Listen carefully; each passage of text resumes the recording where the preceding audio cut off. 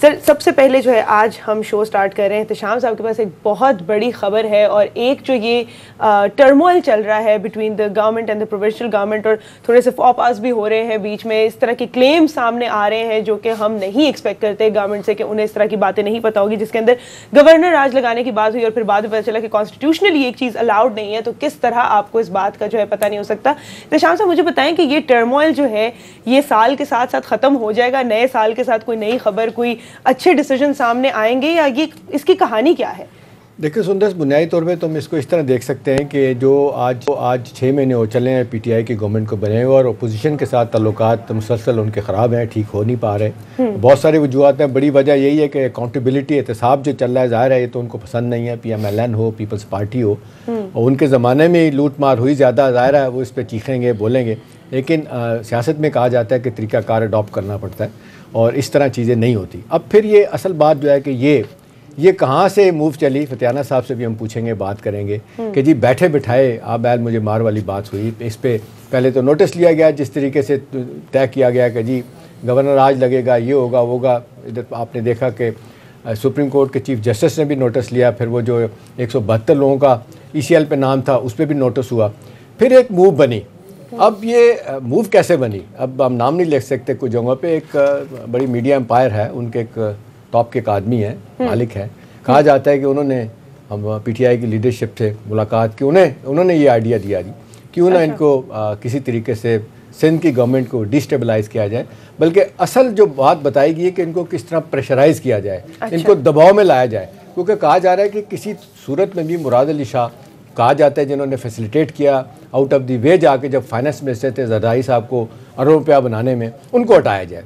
ये तजवीज़ आई और लीडरशिप की तरफ से कहा गया कि जी चलें ठीक है, करके देख लें आप किस तरह करते हैं। लेकिन बड़ी फतियाना साहब इल प्लान सी मूव, और ये काउंटर प्रोडक्टिव हुई, पॉलिटिकली इसने बड़ा नुकसान पहुँचाया, इसलिए कि जिस तरीके से फवाद चौधरी साहब को कहा गया कि जी चलें आप स्पेयर हेड करें मूव, और वो जाने का प्लान भी बना। और सबसे बड़ा सेटबैक ये हुआ कि GDA के जो हेड हैं पीर पगाड़ा साहब, उन्होंने जब कहा कि मैं नहीं मिलता इनसे, वो कहा यह जाता है कि यार आप हमें क्या समझते हैं। अब आपको पता है सिंध की सियासत किस तरह की है, फतियाना साहब हमसे ज़्यादा जानते हैं, फ्यूडल्स हैं, जिस तरह का हमारा सिस्टम है एक,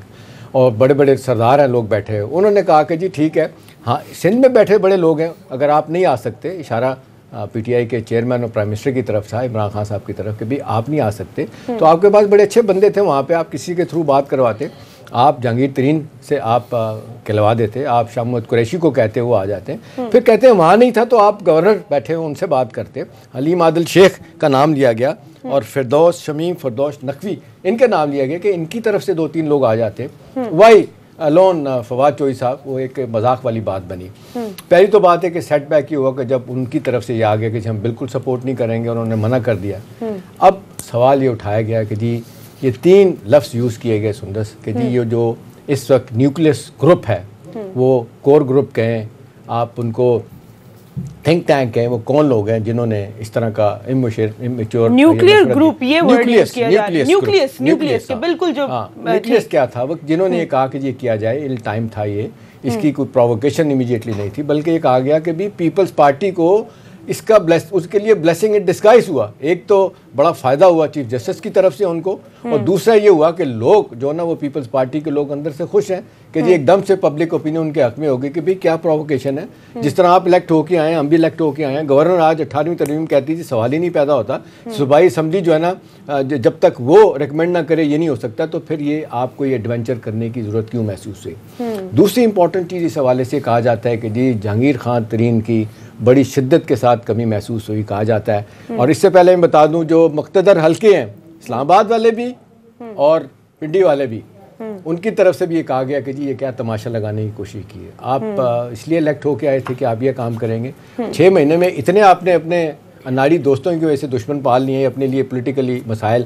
इंस्टेबिलिटी, अपने लिए आपका डिस्टेबलाइजेशन का फैक्टर बड़ी तेज़ी से आपकी गवर्नमेंट में आ रहा है। ऐसा क्यों करने की जरूरत पड़ी? कहा जा रहा है कि जी कहा गया जहांगीर तरीन खान साहब को दोबारा किसी तरीके से शामिल किया जाए। वो ठीक है, कैबिनेट मीटिंग में नहीं आ सकते, वो आपकी दूसरी मीटिंग में नहीं आ सकते, लेकिन आप उनको कंसल्ट कर सकते हैं। बाय द वे फिराना साहब 2012 के बाद मुझे आपको बताने की जरूरत नहीं है कि जो जहांगीर खान तरीन का रोल था, बड़ा इंपॉर्टेंट रोल था। एहतशाम साहब अगर आप मुझे इजाज़त दें, मैंने आपने बहुत बहुत इंपॉर्टेंट और बहुत बड़ी खबरें जो है वो इस वक्त और बहुत सारी बातें जो है बताई है। मैंने इसको थोड़ा सा ब्रेक डाउन किया है फॉर अंडरस्टैंडिंग और मैं